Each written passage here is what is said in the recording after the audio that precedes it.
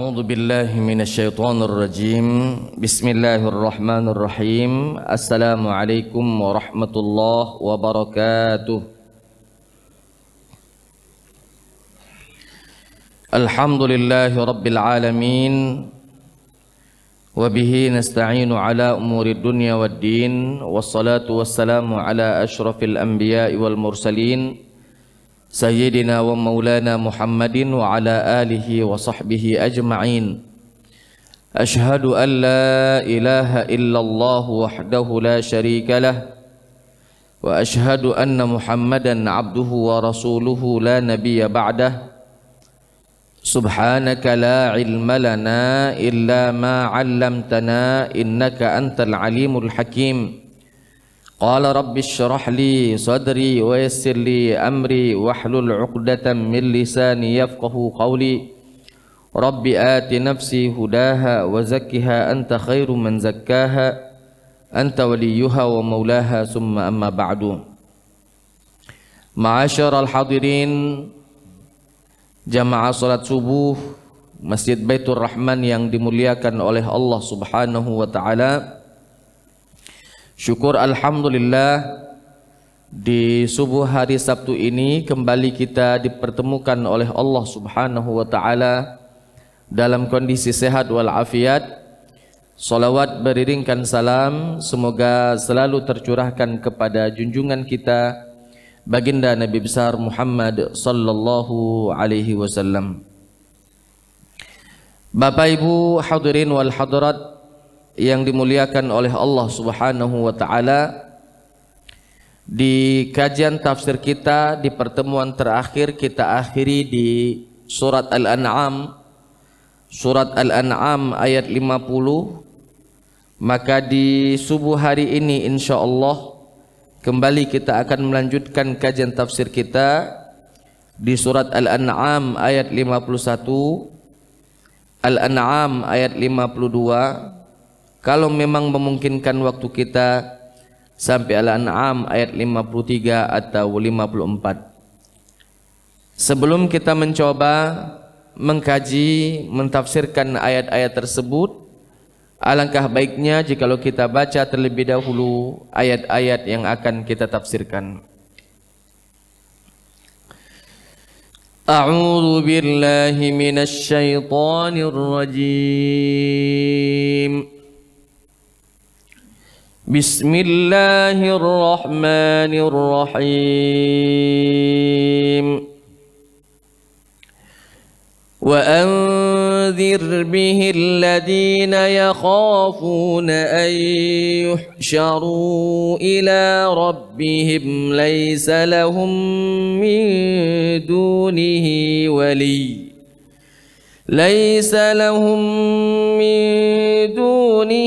ولي ولا شفيع لعلهم يتقون. ولا تطرد الذين يدعون ربهم بالغداة والعشي يريدون وجهه ما عليك من حسابهم من شيء وما من حسابك عليهم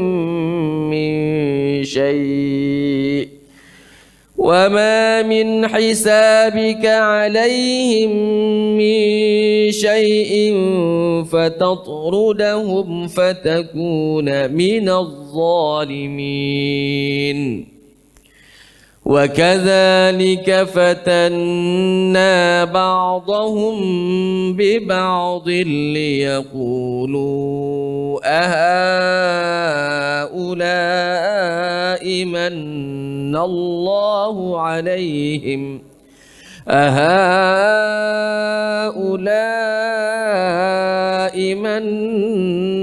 الله عليهم من بيننا أليس الله بأعلم بالشاكرين.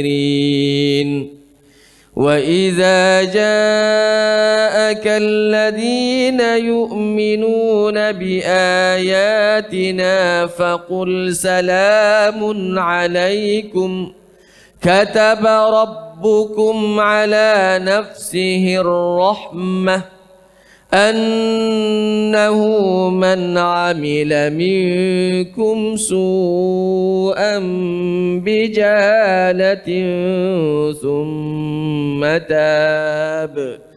ثم تاب من بعده وأصلح فأنه غفور رحيم. Ma'asyiral hadirin, jamaah salat subuh Masjid Baitur Rahman yang dimuliakan oleh Allah Subhanahu wa taala. Di dalam tafsir Ibnu Katsir ketika menjelaskan di surat Al-An'am ayat 51 ini, beliau mengatakan bahwa alladzina yakhafuna ay yuhsyaru ila rabbihim ay yaumal qiyamah, yaitu kata beliau, wa anzir, berikanlah peringatan kepada orang-orang yang ada rasa takut di hari di mana Allah Subhanahu wa taala akan menggiring mereka di hari kiamat nanti. Kemana mereka akan digiring? Ila rabbihim. Semua kita, semua manusia, semua makhluk akan digiring menuju Rabbnya, yaitu Allah Subhanahu wa ta'ala. Laisa lahum min dunihi waliyun wala syafi'. Tidak ada di hari itu yang mampu menolong mereka, tak ada di waktu itu yang mampu menjadi pelindung mereka atau pemberi syafaat kepada mereka min dunihi kecuali Allah. La'allahum yattaqun, agar supaya manusia-manusia tersebut menjadi orang-orang yang bertakwa kepada Allah Subhanahu wa ta'ala. Maksudnya adalah di ayat ini Allah Subhanahu wa ta'ala perintahkan kepada Nabi untuk memperingatkan bagi orang-orang yang memiliki rasa takut di dalam dirinya bahwa setelah kehidupan dunia ini ada kehidupan di akhirat nanti. Dan ketika di akhirat nanti kita kembali dihidupkan oleh Allah setelah kematian kita, bukanlah lalu terlepas dari segala masalah, tapi kita semua ayyuhsyaru ila rabbihim. Semua kita akan dikembalikan, digiring menuju Rabb kita, yaitu Allah Ta'ala. Apa gunanya? Untuk apa kita dikumpulkan? Agar supaya menghisap atau menghitung semua amalan-amalan yang kita lakukan. Ketika amalan itu baik, in khairan fa khairun, apabila amalan kita bagus, baik, soleh, fa khairun, maka baik pula lah yang akan kita temukan di akhirat nanti. Wa in syarran fa syarrun, apabila yang kita lakukan buruk, kejahatan, kemaksiatan, tidak mau taat kepada Allah, fasyarrun, maka keburukan pula lah yang akan kita temukan. Ma'asyiral hadirin, di ayat ini setidaknya Allah Ta'ala mengatakan, peringatkanlah kepada orang-orang yang di dalam hatinya ada rasa takut kepada Allah. Karena memberikan peringatan kepada orang-orang yang tidak ada rasa takut kepada Allah, akan kecil kemungkinan mereka untuk beriman.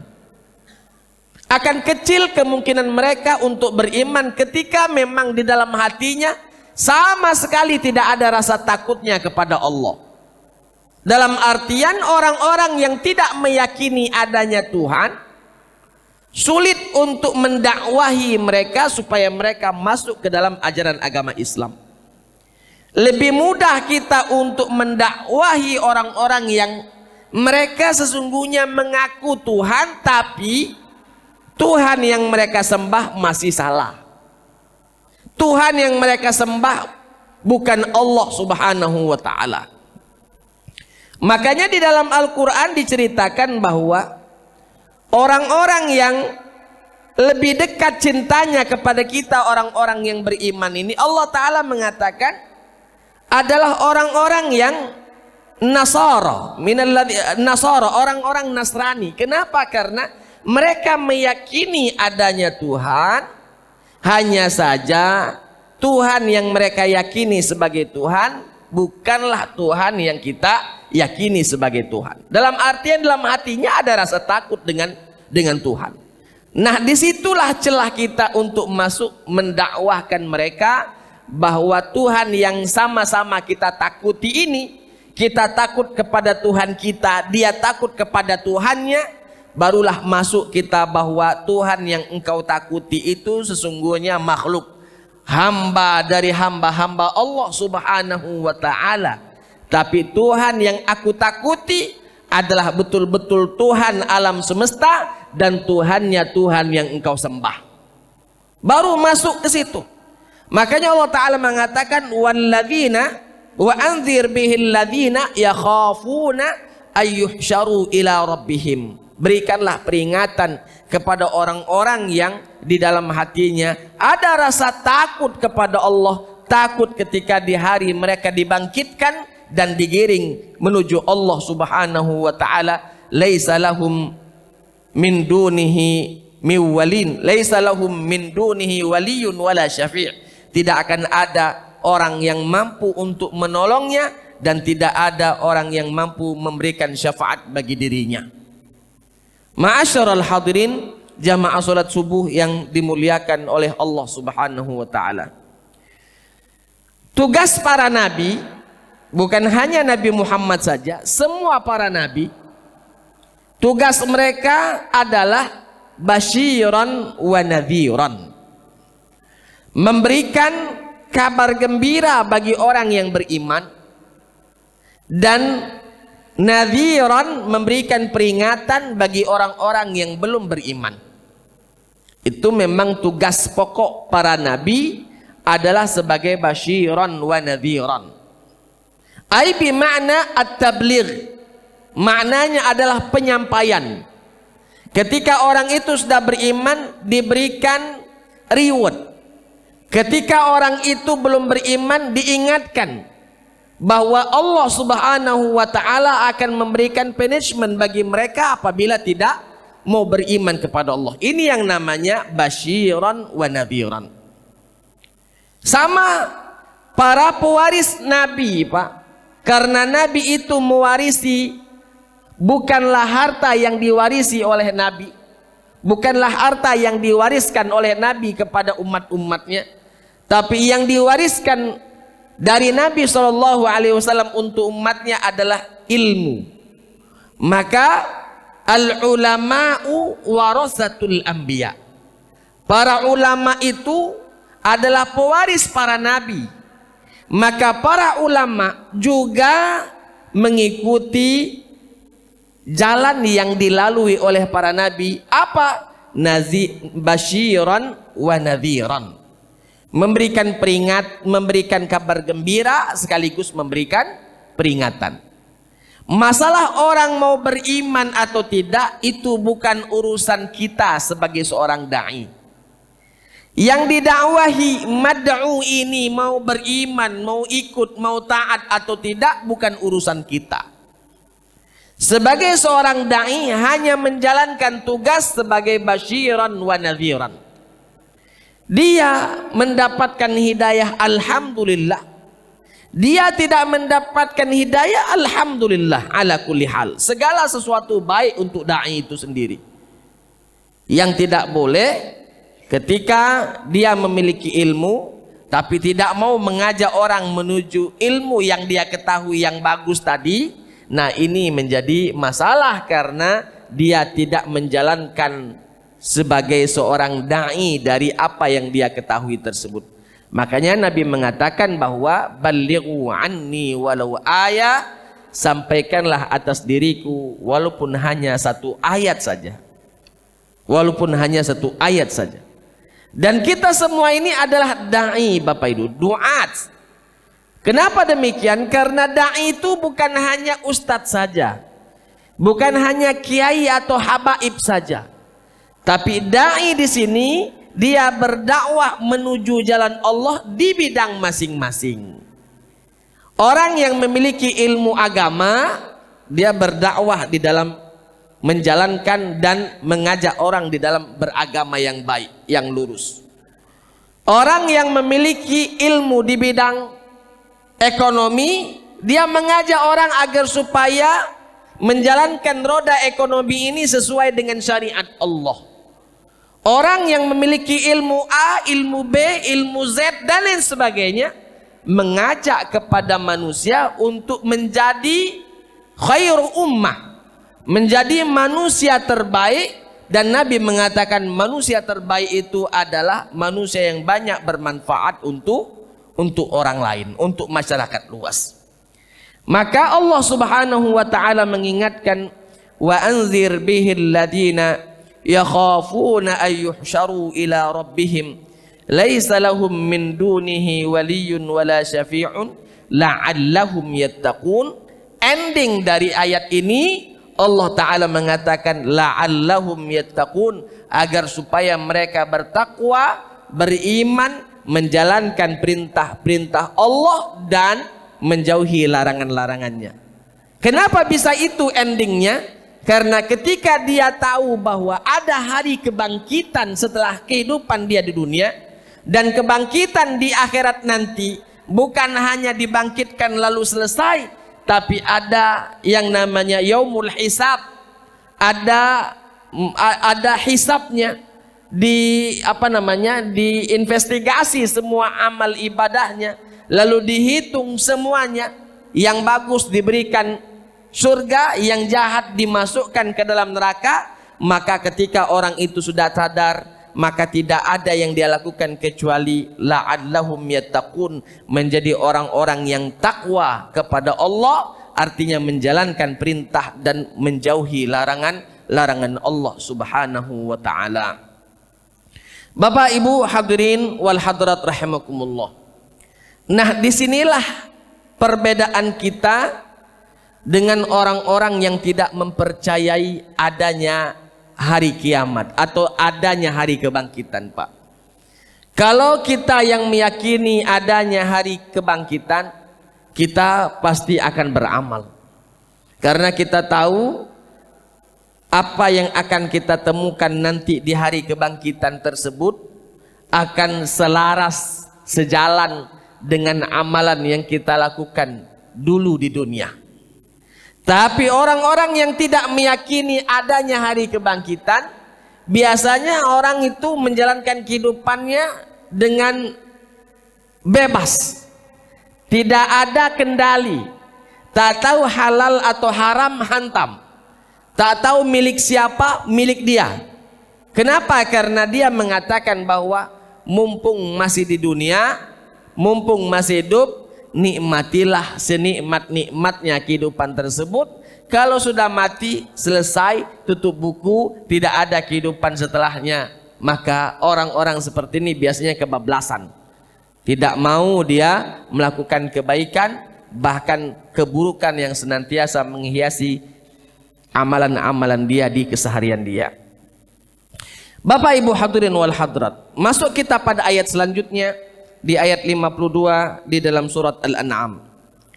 Allah Subhanahu wa taala berfirman, "Wala tatrudil ladzina yad'una rabbahum bil ghadati wal 'ashyi yuriduna wajha." Ayat ini Bapak Ibu diturunkan, atau asbab nuzul dari turunnya ayat ini ketika ada beberapa sahabat Nabi sallallahu alaihi wasallam yang sedang duduk bersama Nabi sallallahu alaihi wasallam. Ketika itu Nabi sallallahu alaihi wasallam sedang bercerita dengan sahabat-sahabatnya, lalu lewatlah beberapa orang dari pemuka orang-orang Quraisy, orang-orang Quraisy kafir, ya, kafir Quraisy, pemuka kafir Quraisy, lewat ketika Nabi sedang duduk bersama sahabatnya. Dan sahabat tersebut, Pak, yang duduk bersama Nabi itu orang-orang miskin. Contoh misalnya Suhaib, ada Bilal, ada Ammar, ada Khabbab bin Arad duduk bersama Nabi.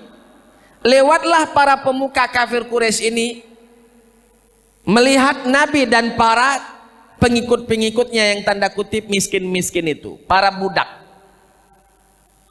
Ketika lewat, orang-orang kafir ini mengatakan, "Ya Muhammad, kami mau duduk di sampingmu apabila uang-uang miskin ini engkau usir dari sisimu." Masuk itu tak level duduk sama mereka ini. Usirlah dulu mereka, baru kami akan duduk coba mendengarkan apa yang ingin engkau sampaikan. Tapi kalau engkau tidak mengusir mereka yang tanda kutip sahabat-sahabatmu yang miskin-miskin ini, maka kami tidak akan mau duduk bersamamu. Maka turunlah ayat ini.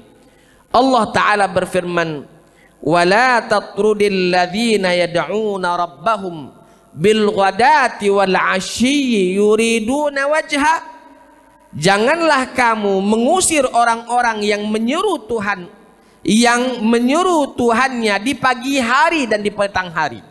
Artinya mereka itu beriman, beribadah kepada Allah di waktu pagi maupun di waktu pedang. Dan Allah katakan yuriduna wajha, mereka lakukan itu hanya untuk mencari ridho Allah Subhanahu wa taala.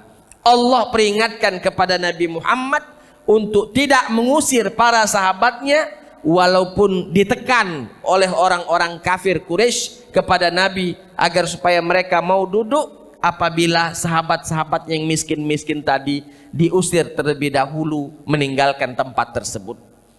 Bapak Ibu hadirin wal hadirat rahimakumullah. Ayat ini memberikan penjelasan dan memberikan pengetahuan kepada kita, Pak, sesungguhnya masalah harta, jabatan bukanlah menjadi pemisah antara kita. Karena memang miskin dan kaya itu sudah sunnatullah. Orang yang memiliki jabatan atau hamba sahaya itu sunnatullah. Sudah Allah tetapkan ini kaya, ini miskin, ini memiliki jabatan, ini rakyat jelata. Biasa saja. Maka jangan sampai ada rasa kesombongan dalam hati kita, tidak mau duduk ketika tidak selevel dengan orang tersebut. Kenapa? Karena memang sombong seperti ini, Pak, mohon maaf, kadang setan datang lalu memasukkan rasa seperti apa yang dirasakan oleh orang kafir tersebut. Tu apa duduk di situ, tak level, nyengok uang-uang yang ada duduk situ, miskin galo-galo, turun derajat aku aman duduk di situ. Nah, yang seperti ini jelas dalam hatinya ada kesombongan. Sedangkan Nabi mengatakan al-kibru batarul haqqi wa ghamtun nas. Kiber itu, sombong itu sesungguhnya bukanlah kita ketika menggunakan pakaian yang indah, pakaian yang mahal, pakaian yang branded. Tidak, Pak, itu bukan tidak sombong. Bukan sombong itu. Tapi yang sombong itu kata Nabi batarul haqqi. Dia menolak kebenaran, wa ghamtun nas, lalu merendahkan orang lain. Itulah bentuk dari kesombongan. Kalau menggunakan pakaian yang branded, yang mahal, yang bagus, bukanlah dari sombong. Para sahabat berkata, "Ya Rasulullah, ya, kami ini kepengen menggunakan pakaian yang bagus, sendal yang bagus. Apakah itu termasuk dari sifat kesombongan?" Kata Nabi, "Tidak. Innallaha jamilun yuhibbul jamala." Allah itu indah dan menyukai keindahan. Sombong itu al-kibru batarul haqqi, menolak kebenaran, wa ghamtun nasi, lalu menghinakan, merendahkan orang lain. Nah, ketika dia mengatakan tidak mau duduk semeja dengan orang tersebut, kenapa tidak level, wong itu miskin dan lain sebagainya, maka disitulah inti dari kesombongan. Dan Nabi mengingatkan, la yadkhulul jannata man kana fi qalbihi misqala habbatin min kibrin. Tidak akan pernah masuk surga orang yang di dalam hatinya ada sifat kesombongan walaupun hanya sekecil biji zarrah. Tidak akan masuk surga. Bagaimana dia tidak masuk surga? Dia beriman. Kalaupun dia beriman, dimasukkan dulu ke dalam neraka sampai habis sombong itu di dalam dirinya. Setelah habis sombong itu baru dipindahkan ke dalam surga. Jadi kalau orang masih ada sombongnya, belum masuk ke surga. Dibakar dulu di dalam neraka, lah sudah habis kesombongan tersebut, lah sudah sadar dia, lah sudah insaf dia, bersih dia, barulah dipindahkan ke dalam surga. Faman zuhziha 'anil nari wa udkhilal jannata faqad faz. Barang siapa yang diangkat dari neraka lalu dibersihkan, dimasukkan ke dalam surga, sungguh mereka juga termasuk orang-orang yang beruntung. Wala tatrudil ladzina yad'una rabbahum bil ghadati wal 'ashyi yuriduna wajhah. Tidak boleh kita mengusir orang, padahal orang-orang yang sedang duduk bersama kita orang-orang soleh, orang-orang yang beriman, walaupun secara keduniawian dia tidak memiliki apa-apa, bahkan mungkin tidak memiliki jabatan, bahkan mungkin hamba sahaya. Tidak boleh kita mengusir mereka hanya untuk kepentingan yang lainnya. Jangankan mengusirnya, Pak, acuh tak acuh atas dirinya saja tidak boleh. Nabi diingatkan ketika Abdullah bin Ummi Maktum bertanya kepada Nabi SAW, sahabat Nabi yang buta ini, tunanetra ini, bertanya kepada Nabi sedangkan Nabi sibuk sedang berdakwah kepada orang-orang kafir agar supaya mereka beriman. Masuk kita dikesampingkan, masuk dalam hati mungkin ini kan sudah Islam agak baik kan, baca ada hari lain, maka Allah ingatkan Nabi Muhammad, abasa wa tawalla an ja'ahul a'ma. Kenapa engkau abas, bermuka masam, wa tawalla, lalu berpaling dari sahabatmu, an ja'ahul a'ma, ketika datang sahabatmu yang buta, Abdullah bin Ummi Maktum. Diingatkan oleh Allah Subhanahu wa taala. Jadi jangankan mengusir, tidak tidak merespon saja, itu adalah kesalahan. Maka jangan pandang orang dari sisi kaya atau miskinnya. Jangan pandang seseorang dari level kedudukannya, si fulan ini, si fulan itu, si fulan anu dan lain sebagainya. Maka di hadapan Allah sesungguhnya yang dimuliakan itu bukanlah hartanya, bukanlah pula jabatannya atau bagus buruk rupanya, tapi yang dilihat oleh Allah adalah takwanya.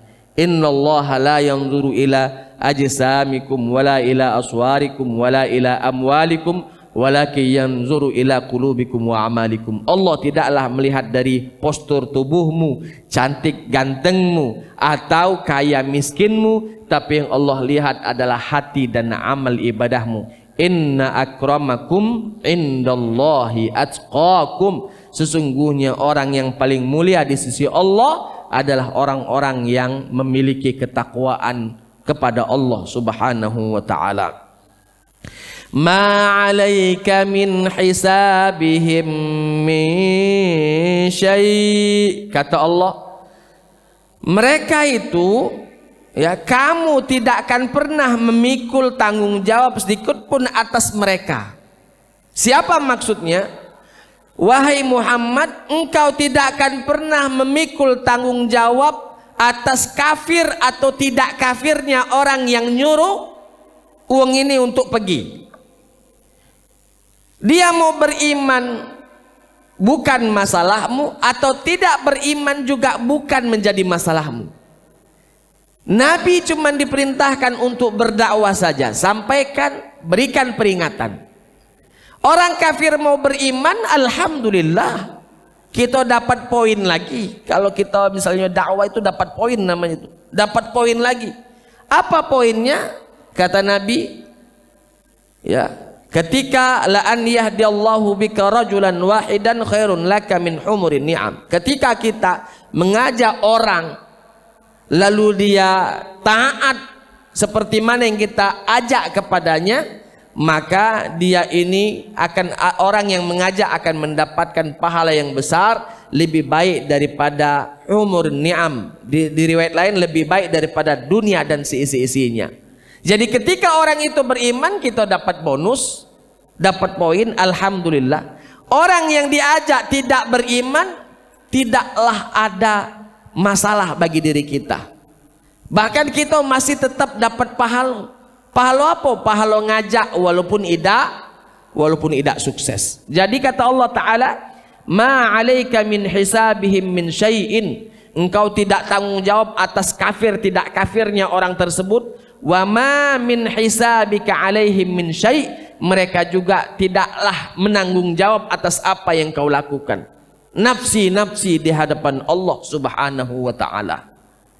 Oleh sebab itu ma'asyiral hadirin, maka kata Allah Subhanahu wa Ta'ala, wa ma min hisabika 'alaihim min syai'in fatatrudahum fatakuna minadh dhalimin. Seandainya engkau mengusir sahabat-sahabatmu tadi yang notabene-nya miskin-miskin tadi, fatakuna minadh dhalimin, maka engkau akan termasuk menjadi orang-orang yang zalim kepada mereka.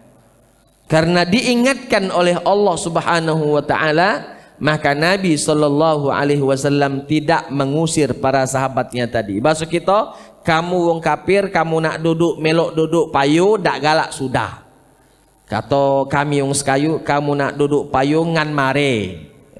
Nak duduk payu ngan mare. Nak datang jadi dak galak sudah.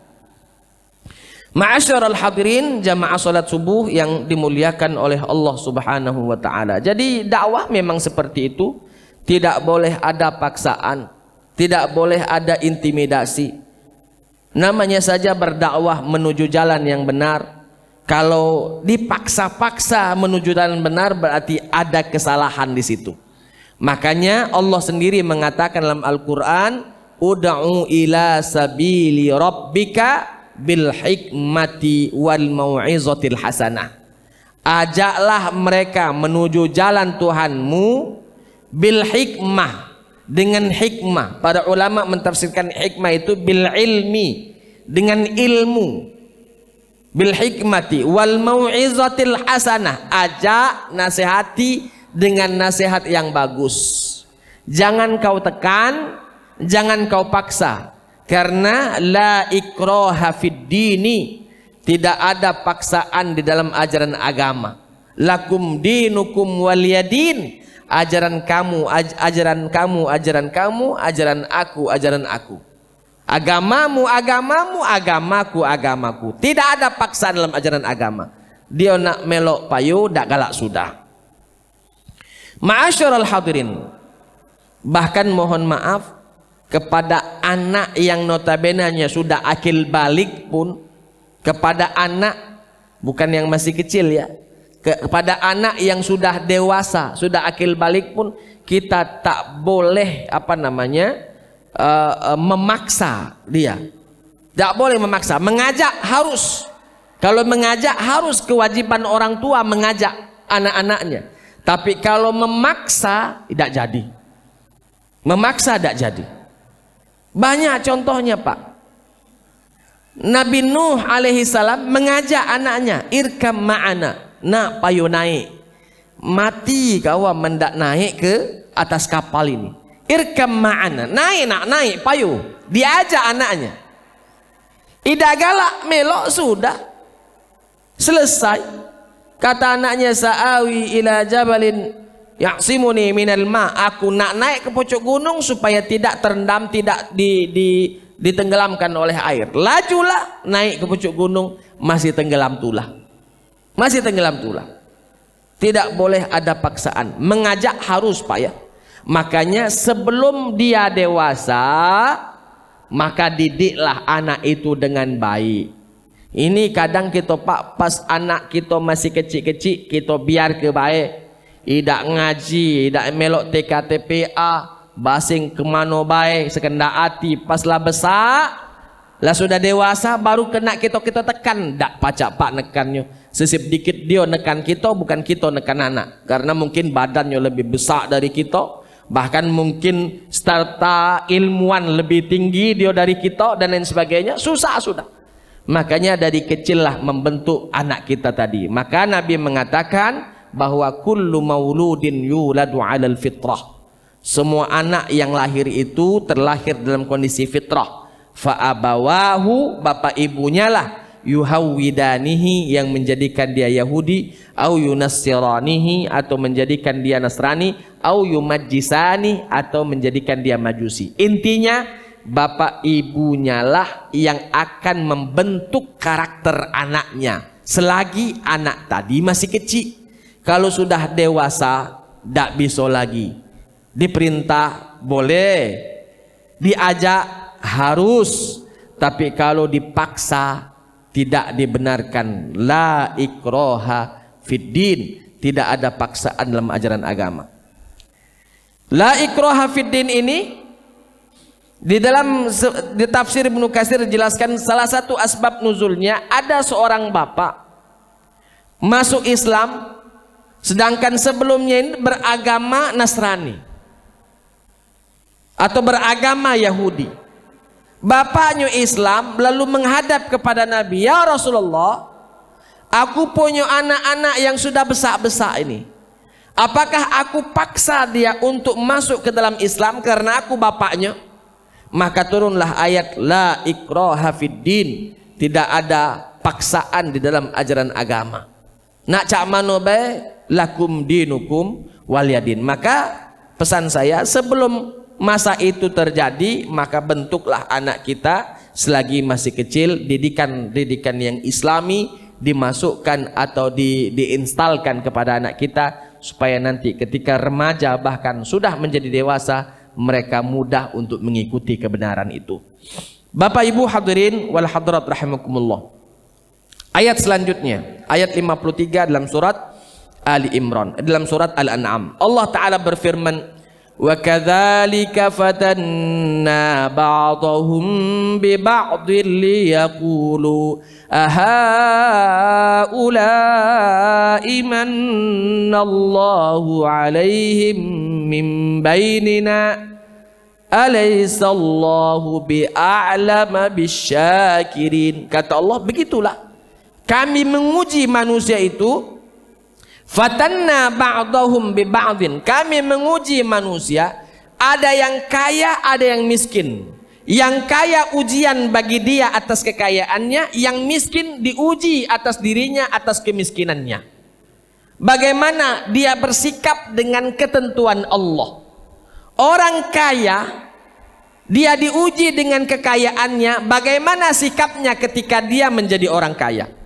Sombongkah dia? Pemurahkah dia? Suka memberikah dia? Dermawankah dia? Atau getah basah? Pelit kikir? Diuji dia dengan harta yang Allah titipkan, diuji. Begitu pula orang yang miskin diuji oleh Allah. Apa sikapnya dengan kemiskinan yang Allah berikan kepada dirinya? Bersabarkah dia? Mengeluhkah dia? Atau bahkan dia ini bersyukur dengan kemiskinan yang Allah berikan kepada dirinya? Ujian semua itu, Pak. Maka kita sekarang ini dalam kondisi diuji. Ketika kita diuji dengan keluasan rezeki, maka lewatilah itu dengan bijak, dengan baik, sesuai dengan perintah Allah, agar supaya ketika keluar nanti selesai ujian itu kita menang, kita lulus sesuai standar Allah Subhanahu wa ta'ala. Begitu pula ketika kita diuji dengan kemiskinan, sabarlah. Sabarlah. Karena sesungguhnya pilihan Allah itulah yang terbaik. Bahkan bukan hanya sabarlah, tapi syukurilah atas nikmat tanda kutip Allah berikan kita kemiskinan. Kenapa harus disyukuri? Karena Pak, mohon maaf, orang miskin itu banyak kebaikannya. Pertama, orang miskin itu jauh dari kesombongan. Jauh dari kesombongan. Berarti kalau dia miskin, dia sombong, asli ini belangsak nih, kata orang Jakarta itulah sudah tidak tahu lagi ngomongnya. Wah, miskin sombong. Tapi kalau orang miskin yang normal biasanya jauh dari sombong, Pak. Ngapo? Tak tahu apa dia nak disombongkannya. Rumah nak rubuh, masalah harta duit dak kati, jabatan dak kati, sudah akhirnya nurut baik. Makanya orang miskin itu jarang sombong. Jarang, walaupun ada yang miskin sombong tapi jarang sombong. Yang kedua, Pak, orang miskin itu waktunya lebih banyak untuk tanda kutip beribadah kepada Allah. Tidak disibukkan dengan urusan duniawi. Biasanya orang miskin itu, Pak, dapat duit untuk makan hari itu jadilah. Panggilan azan, pergi ke masjid. Ada pengajian, pergi ke masjid. Biasanya orang-orang tanda kutip itu yang ya cukuplah, tidak lebih-lebih go. Tapi kalau orang kaya biasanya sombongnya minta ampun, Pak. Ada pengajian tak galak datang. Siapa yang ngisi? Ah, bapak itu bukan dari Jakarta. Ya ngapu. Memangnya ustadz itu yang dari Jakarta, bahaya po. Bukan ustadz yang masuk TV. Nah susah men ustadz masuk TV yang baru nak didatangi. Ustadz yang tidak masuk TV tidak didatangi misalnya. Kenapa? Biasanya orang-orang yang kaya seperti itu, ya. Lebih selektif dia memilih, ini selepel dengan kami, ini tidak selepel. Maka ketika kita diberikan misalnya ujian kemiskinan, maka syukuri alhamdulillah. Ya. Selanjutnya orang miskin ini kata Nabi SAW akan mudah hisapnya di hari kiamat nanti. Akan mudah hisapnya. Kenapa? Tak tahu apa dia nak dihisap, tak kati apa-apa. Duit dak kati, rumah ngontrak, ruko apa lagi, dak kati apa-apa. Jangan ke mobil, motor, sepeda lagi dak kati. Jangankan tabungan di bank untuk makan hari ini lagi kurang. Nah, ketika mati, uang cak ini susah untuk dihisap. Apa nak dihisap? Dak kati yang nak dihisap lagi. Tapi kalau orang kaya, duitnya banyak, rumahnya banyak, mobilnya banyak, rukonya banyak, penghasilan usahanya banyak. Nah, yang itu semua akan dihisap. Apalagi tentang harta, Pak Nabi mengatakan bahwa harta itu akan ditanya dari dua sisi. Sisi pertama, dari mana harta itu engkau dapatkan, dan sisi yang kedua, kemana harta itu kamu belanjakan. Nah, ini ditanya semua. Maka kata Allah Ta'ala, masuk lagi kepada ayat ini, wa kadzalika fatanna ba'dahum bi ba'din. Begitulah kami uji mereka. Fatanna ay bimakna fitnah. Fitnah itu Pak ujian. Begitulah kami uji mereka dengan kekayaan dan kemiskinan. Orang-orang kafir tadi yang mencemooh orang-orang miskin, dia diuji dengan kekayaan, makanya dia mencemooh orang-orang miskin. Tak galak duduk sama Nabi kalau masih ada uang-uang yang cak itu, ya. Diuji. Orang miskin juga diuji, sabar atau tidak dengan perilaku yang tidak semena-mena dari orang-orang yang tanda kutip kaya-kaya tadi. Maka mari kita memposisikan diri kita masing-masing.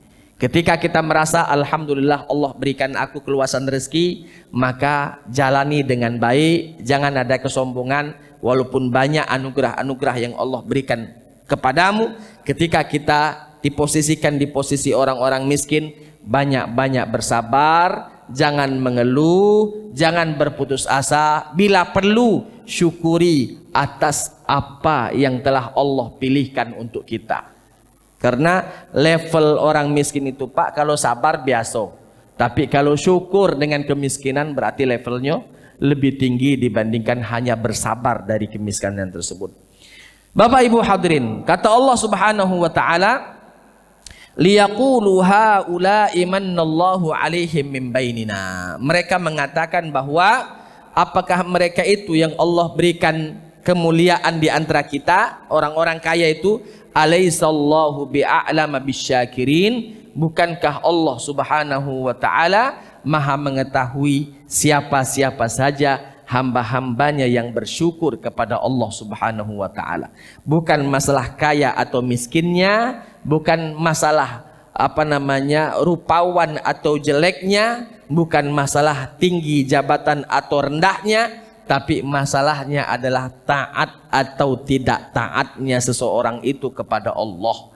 Apakah dia termasuk orang-orang yang bersyukur atas anugerah yang Allah berikan kepada dirinya, atau malah kufur nikmat atas anugerah yang Allah Subhanahu wa taala titipkan kepada dirinya. Jadi diperintahkan kepada kita untuk senantiasa menghadapi ujian itu sesuai dengan porsinya. Yang kaya jangan sombong, dermawanlah, suka berbagilah. Orang yang miskin jangan kecil hati, jangan minder, apalagi sombong, karena tidak cocok orang miskin sombong. Bapak Ibu hadirin wal hadirat rahimakumullah, sudah jam 6:13. Artinya ada beberapa menit ke depan sebelum isyraq tiba, masih ada 12 menit kurang lebih. Kita cukupkan dulu materi pada hari ini di ayat 53 dalam surat Al-An'am. Insyaallah di pekan-pekan yang akan datang kita akan lanjutkan kembali. Kita coba buka sesi tanya jawab, open sharing. Yang ingin bertanya dipersilahkan.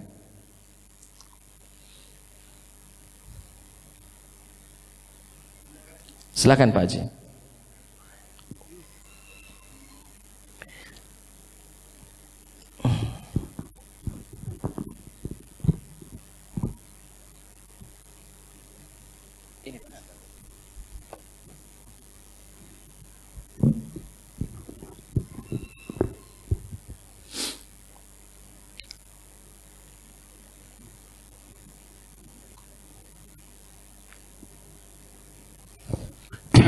Assalamualaikum Ustaz. Assalamualaikum warahmatullahi wabarakatuh. Jadi masalah kesombongan atau ujuk kadangkala memang muncul Ustaz. Tidak bisa kita hindari ya. Mau jadi manusia yang betul-betul merendahkan diri itu kadangkala agak berat ya. Ya. Tapi yang saya tanyakan masalah harga diri. Ya. Karena kelompok-kelompok sekuler itu ada mengelompokkan harga diri. Misalnya kita masalah kesukuan. Nah, kalau kita dianggap oleh orang itu suku kita rendah, maka timbul harga diri. Nah, apakah harga diri, mempertahankan harga diri itu termasuk kesombongan juga Ustaz? Terima kasih. Baik. Bapak Ibu hadirin wal hadirat rahimakumullah. Secara naluri atau secara fitrah, harga diri manusia itu kita ketahui semua bahwa harga dirinya amat sangat mahal. Hanya Allah yang mampu mengetahui harga diri manusia itu. Maka kita tidaklah layak untuk mengukur harga diri seseorang dengan cara hartanya. Ini berduit berarti harga dirinya mahal. Ini miskin harga dirinya dikit. Ini pejabat, ini rakyat biasa. Tidak. Harga diri itu hanya Allah yang maha tahu tentang harga diri kita, saking mahalnya. Makanya ketika ada orang yang merendahkan kita, tidak jadi masalah kita tunjukkan diri kita untuk memperlihatkan, aku ini bukan seperti apa yang engkau kira. Contoh, ini contoh baik Pak. Contoh. Ada orang misalnya dia ini dianggap remeh oleh orang, mungkin pakaiannya biasa Pak. Karena biasanya nih uang kayo itu pakaiannya malah biasa-biasa baik. Uang yang mohon maaf baru naik biasanya pakaiannya melebihi dari siapa-siapa. Biasanya yang kayo itu santai. Karena santainya dia dianggap tidak memiliki apa-apa. Biasa baik. Bersendal jepit, masuk mall. Aman wong yang mohon maaf yang biasa yang baru naik itu sepatu mengkilat. Tapi kalau yang kayo-kayo biasa bersendal jepit baik, masuk nyantai baik. Nah, biasanya orang-orang yang seperti ini direndahkan harga dirinya. Kita nak masuk ke rumah makan yang mahal dikit, mulai yang nyago, Pak mohon maaf Bukan di sini, di sana tempat nunjuk ke makan bakso baik kamu. Jangan makan sini. Sini mahal-mahal Pak, sini setik. Padahal kita nak makan. Nah yang seperti ini merendahkan harga diri kita tuh. Kita masuk bila perlu traktir dong. Payu kita makan sama-sama, aku yang mayari kau. Bila perlu. Apakah yang kita lakukan itu traktir orang yang merendahkan kita itu adalah kesombongan? Tidak. Kita cuma nak berikan pelajaran bagi dirinya, jangan mandang wong dari pakaian, jangan mandang wong dari materi, jangan mandang wong dari penampilan. Nah, ketika kita misalnya kita nak masuk makan, kita bersendal jepit, dilarang masuk karena katanya lagi tidak terbayar dengan menu yang kita makan, ya sudah masuk baik kita. Kalau memang lagi tidak boleh, ya sudah kita pergi cari tempat lain. Tapi kalau memang kita masuk di tempat itu, bila perlu Pak, bila perlu untuk nunjuk ke bahwa pandangan kau kepada aku salah, bila perlu ajak makan sama-sama. Sini kita makan sama-sama, aku traktir kau. Tapi tidak usah nak nyeramainya Pak. Cukup kita traktir baik, lah sudah tertabok dia sebenarnya, lah sudah terintimidasi dia. Kenapa? Tadinya merendahkan, malah bukan cuman aku pacak mayar untuk diri aku, mayar kamu lagi aku pacak masuk itu itu. Jadi itu bukanlah bentuk kesombongan, ya. Itu raddul fi'il kalau bahasa Arab itu dampak dari sesuatu yang orang lakukan kepada kita lalu kita tunjukkan diri kita, bukanlah kesombongan. Yang sombong itu Pak, yang sombong itu kata Nabi batarul haqqi, kita menolak kebenaran, wa ghamtun nasi, merendahkan orang lain, itu sombong. Selagi kita diam baik, nak berbaju bagus silahkan, berbranded galau silahkan, dari atas kepala sampai bawah kaki branded galau. Contoh misalnya di di Jakarta ada pengacara Pak, saking brandednya pakaian dia ngomong cek ini, nggak pakai ida cincinnya kemana-mana misalnya, sudahlah. Yang penting dia tidak menghinakan orang, dia tidak menghinakan orang. Kau mana cincin kau? Cincin kau kecil, baru cuman berapa ratus, bukan berjuta tapi beratus ribu cuman. Kalau dia ngomong mana cincin kau itu beratus ribu cuman, ini menghina orang lain, itu sombong. Tapi selagi dia tidak mengucapkan apa-apa, dia nak bergaya-gaya dia cak itu, misal lajulah. Tak pacak kita ngomong, sombong ini. Kau yang tak kati ngecik ke uang itu yang sombong. Selagi dia tidak nganggu kamu lah juga lah, tidak jadi masalah itu. Jadi balik lagi ke pertanyaan Pak Haji tadi, bahwa apakah itu sombong ketika orang merendahkan harga diri kita lalu kita tunjukkan sesungguhnya kita ini siapa? Kita katakan bukanlah sombongan itu, karena itu adalah efek dari perilaku orang kepada kita. Yang tidak boleh itu kita yang nunjuk diri padahal uang tidak minta ditunjuk ke, ya. Show up, dia yang nunjuk ke diri, aku cak ini, nah itu sombong itu. Wallahu a'lam bissawab. Yang lain. Satu lagi Pak Ustaz. Silahkan Pak. Ya. Jadi menarik di ayat Al-An'am 53 ini, kata Allah, kami menguji sebagian mereka terhadap sebagian yang lainnya. Di Ibnu Katsir itu ditekankan kaya miskin.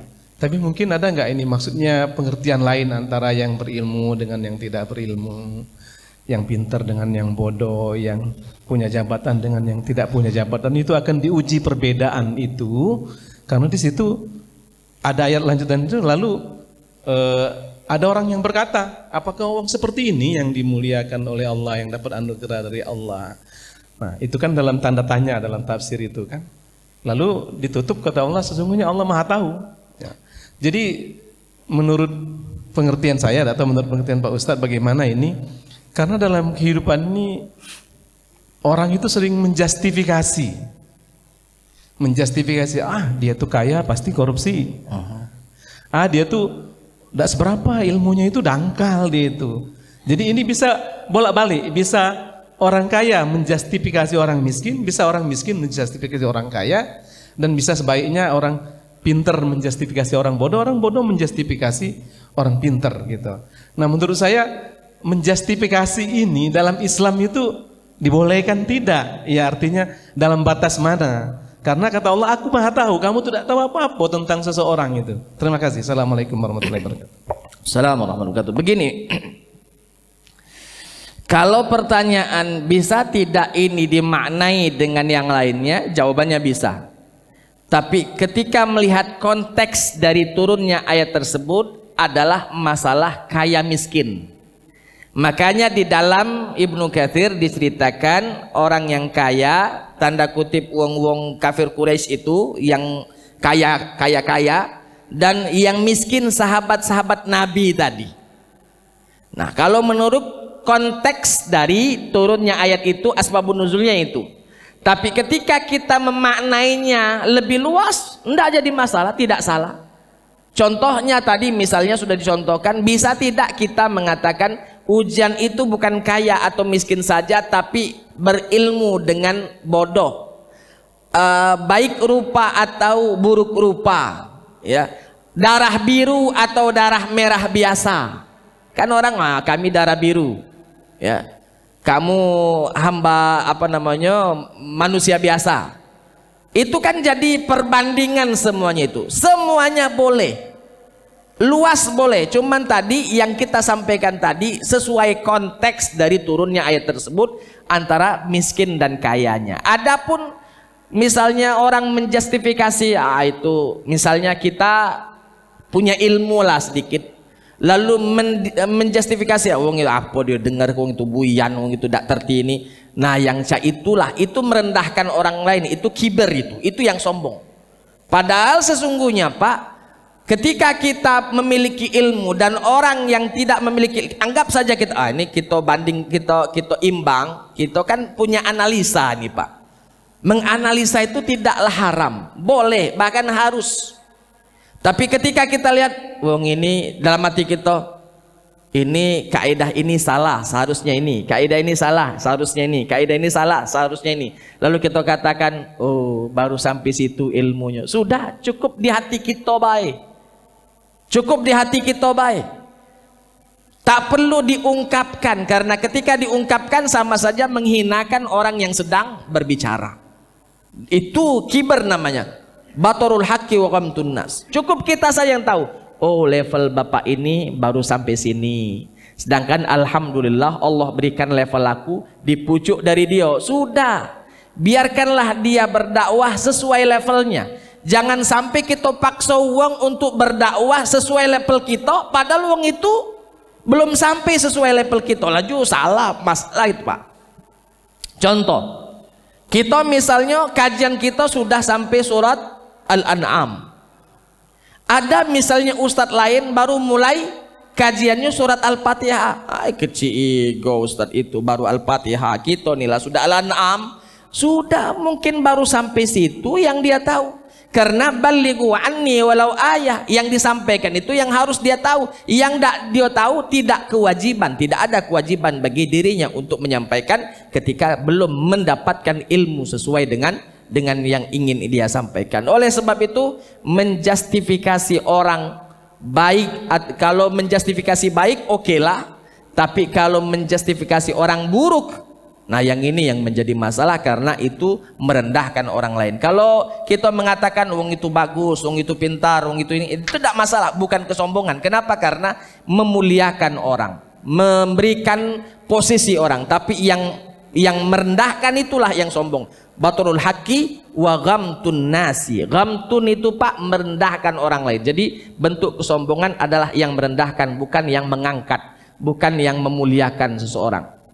Jadi ada pepatah Arab mengatakan idza tammal aqlu qallal kalam. Apabila akalnya sudah sempurna, dia akan sedikit bicara. Artinya tidak banyak komen. Orang misalnya melakukan ini, melakukan itu, dia selalu husnuzon. Oh, mungkin baru sampai situ ilmunya, maka dia masih ada kesalahan A, B, C, D. Sudah, dia cukup dia tahu beda ngomong. Qallal kalam, dia tutup mulut Pak. Tutup mulut, qallal kalam.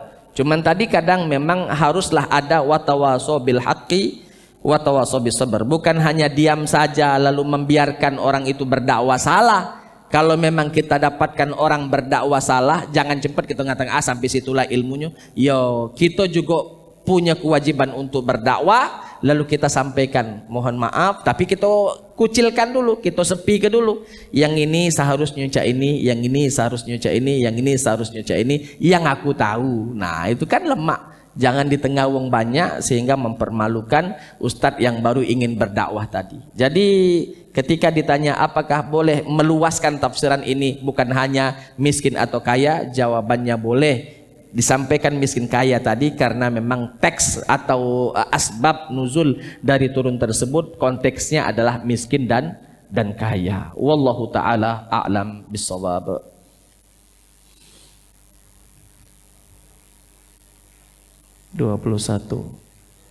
Sudah masuk ya? Jadilah.